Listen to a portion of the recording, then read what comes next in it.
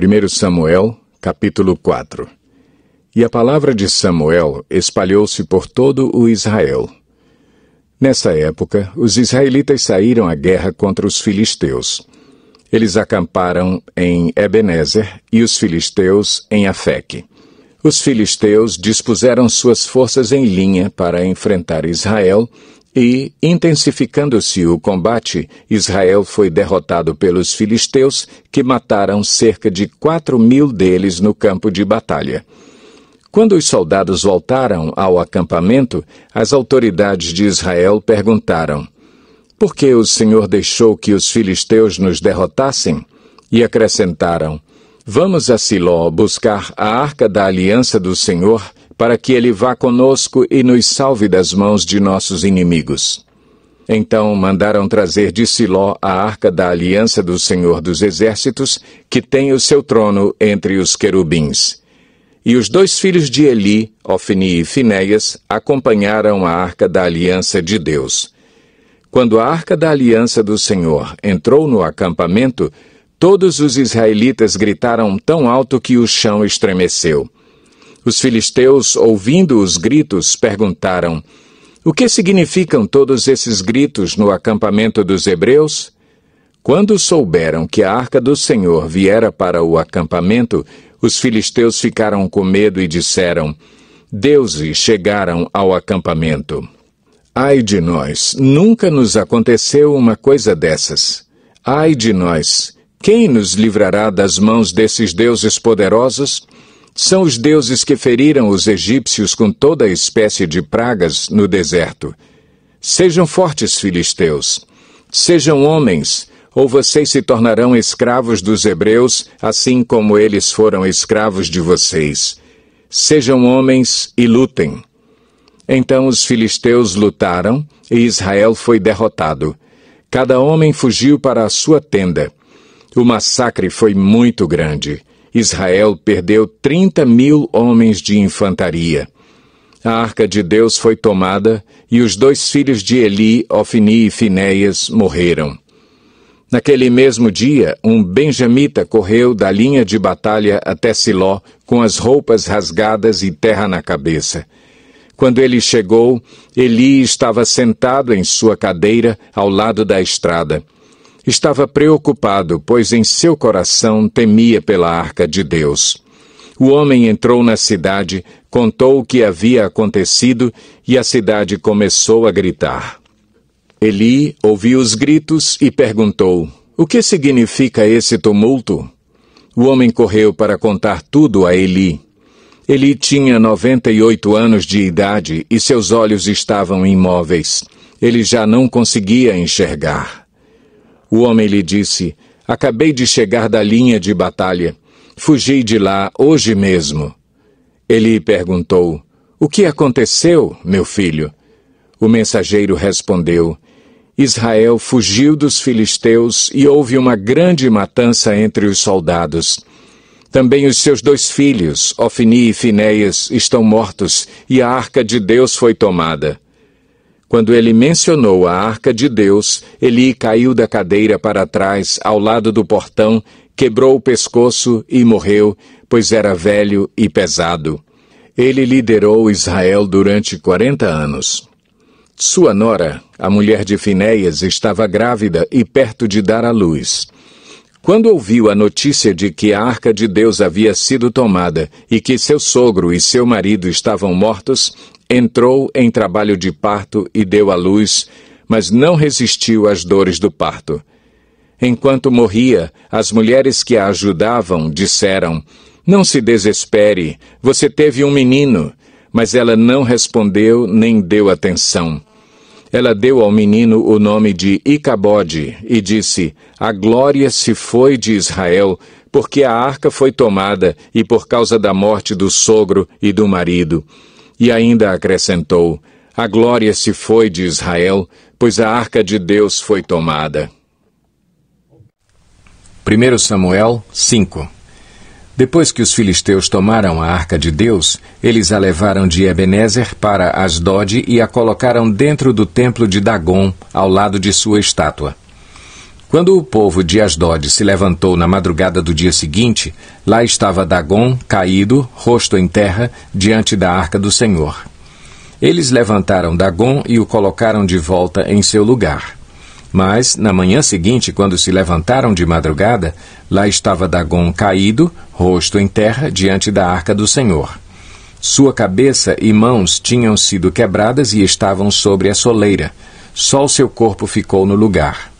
Por isso, até hoje, os sacerdotes de Dagom e todos os que entram em seu templo em Asdod não pisam na soleira.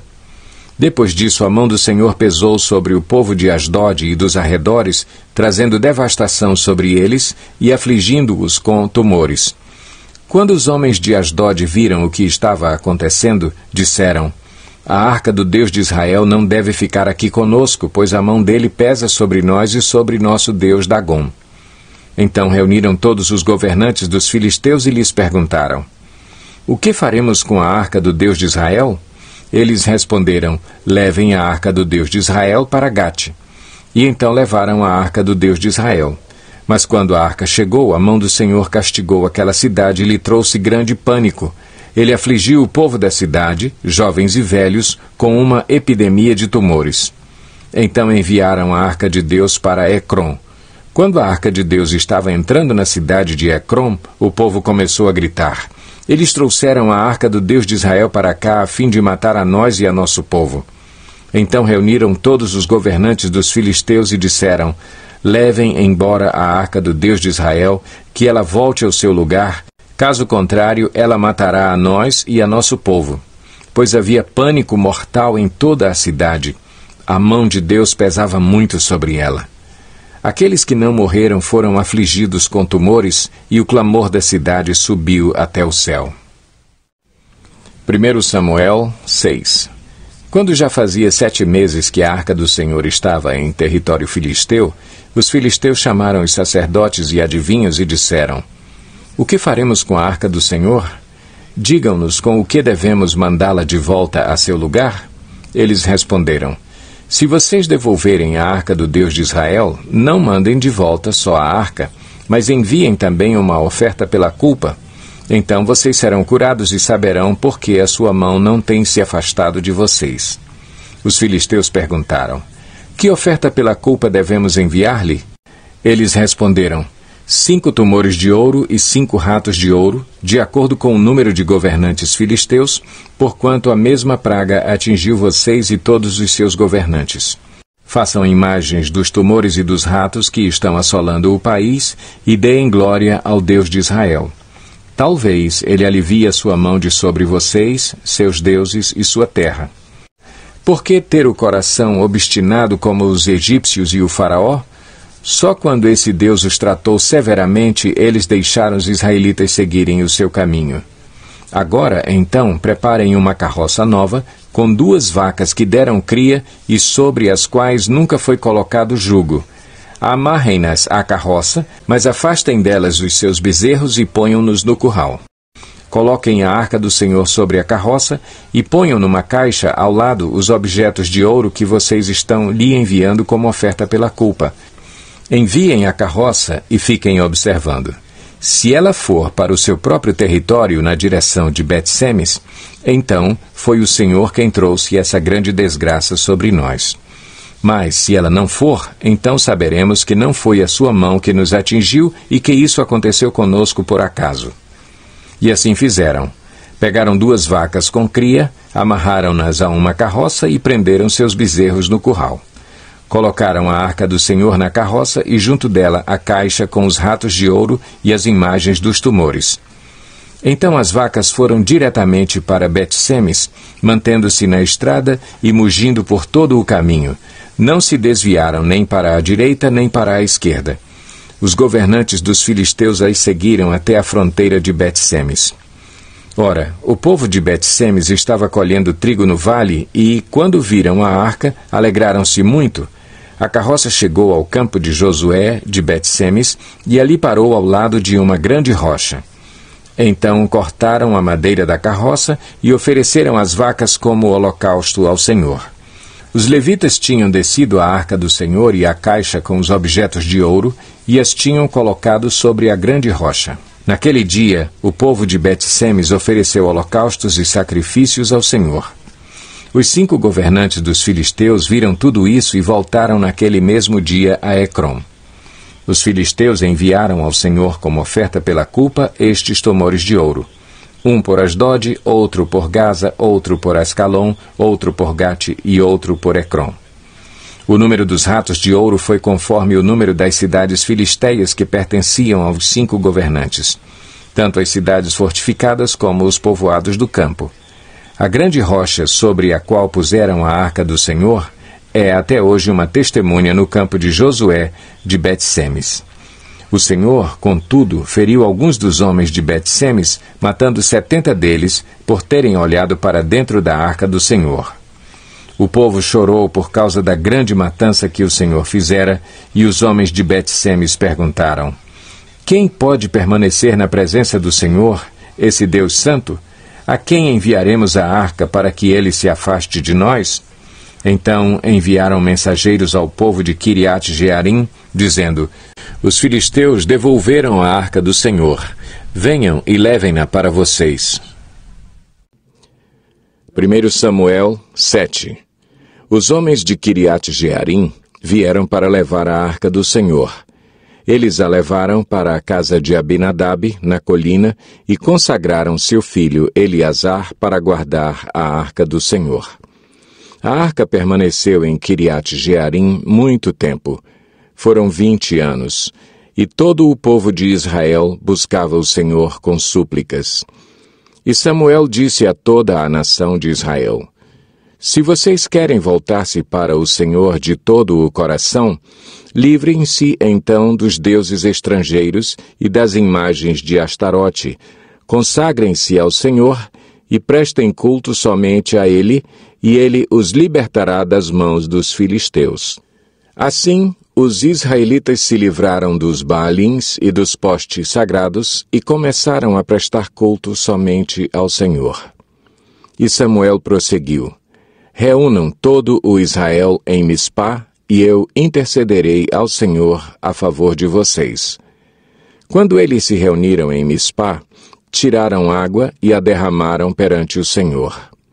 Naquele dia jejuaram e ali disseram: temos pecado contra o Senhor. E foi em Mispá que Samuel liderou os israelitas como juiz. Quando os filisteus souberam que os israelitas estavam reunidos em Mispá, os governantes dos filisteus saíram para atacá-los. Quando os israelitas souberam disso, ficaram com medo. E disseram a Samuel: não pares de clamar por nós ao Senhor, o nosso Deus, para que nos salve das mãos dos filisteus. Então Samuel pegou um cordeiro ainda não desmamado e o ofereceu inteiro como holocausto ao Senhor. Ele clamou ao Senhor em favor de Israel, e o Senhor lhe respondeu. Enquanto Samuel oferecia o holocausto, os filisteus se aproximaram para combater Israel. Naquele dia, porém, o Senhor trovejou com fortíssimo estrondo contra os filisteus e os colocou em pânico, e foram derrotados por Israel. Os soldados de Israel saíram de Mispá e perseguiram os filisteus até um lugar abaixo de Bet-car, matando-os pelo caminho. Então Samuel pegou uma pedra e a ergueu entre Mispá e Sem, e deu-lhe o nome de Ebenezer, dizendo: até aqui o Senhor nos ajudou. Assim, os filisteus foram dominados e não voltaram a invadir o território israelita. A mão do Senhor esteve contra os filisteus durante toda a vida de Samuel. As cidades que os filisteus haviam conquistado foram devolvidas a Israel, desde Ecrom até Gate. Israel libertou os territórios ao redor delas do poder dos filisteus. E houve também paz entre Israel e os amorreus. Samuel continuou como juiz de Israel durante todos os dias de sua vida. A cada ano percorria Betel, Gilgal e Mispá, decidindo as questões de Israel em todos esses lugares. mas sempre retornava a Ramá, onde ficava sua casa. Ali ele liderava Israel como juiz e naquele lugar construiu um altar em honra ao Senhor. 1 Samuel 8. Quando envelheceu, Samuel nomeou seus filhos como líderes de Israel. Seu filho mais velho chamava-se Joel e o segundo Abias. Eles eram líderes em Berseba. Mas os filhos dele não andaram em seus caminhos. Eles se tornaram gananciosos, aceitavam suborno e pervertiam a justiça. Por isso, todas as autoridades de Israel reuniram-se e foram falar com Samuel em Ramá. E disseram-lhe: Tu já estás idoso, e teus filhos não andam em teus caminhos. Escolhe agora um rei para que nos lidere, à semelhança das outras nações. Quando, porém, disseram: Dá-nos um rei para que nos lidere, isso desagradou a Samuel. Então ele orou ao Senhor. E o Senhor lhe respondeu: Atenda a tudo o que o povo está lhe pedindo. Não foi a você que rejeitaram, foi a mim que rejeitaram como rei. Assim como fizeram comigo desde o dia em que os tirei do Egito até hoje, abandonando-me e prestando culto a outros deuses, também estão fazendo com você. Agora, atenda-os, mas advirta-os solenemente e diga-lhes quais direitos reivindicará o rei que os governará.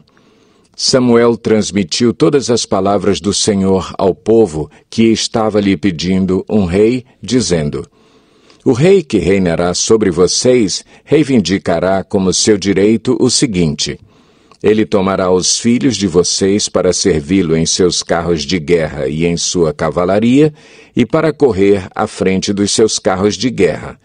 Colocará alguns como comandantes de 1000 e outros como comandantes de 50. Ele os fará arar as terras dele, fazer a colheita e fabricar armas de guerra e equipamentos para os seus carros de guerra. Tomará as filhas de vocês para serem perfumistas, cozinheiras e padeiras.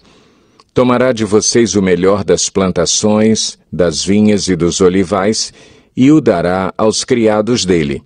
Tomará 1/10 dos cereais e da colheita das uvas, e o dará a seus oficiais e a seus criados. Também tomará de vocês para seu uso particular os servos e as servas, e o melhor do gado e dos jumentos. E tomará de vocês 1/10 dos rebanhos, e vocês mesmos se tornarão escravos dele. Naquele dia, vocês clamarão por causa do rei que vocês mesmos escolheram, e o Senhor não os ouvirá.